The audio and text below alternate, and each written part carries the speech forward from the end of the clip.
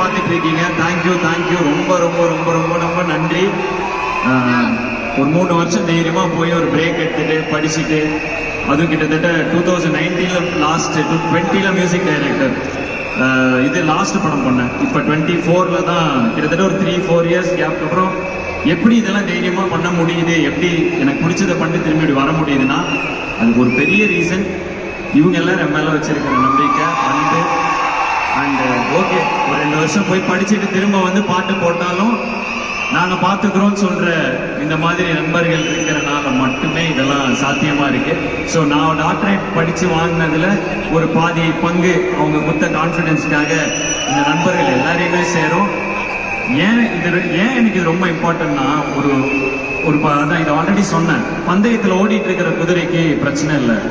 பந்தயத்துலேருந்து rest எடுத்துட்டு திரும்ப பந்தயத்துக்கு ஓடி வரப்ப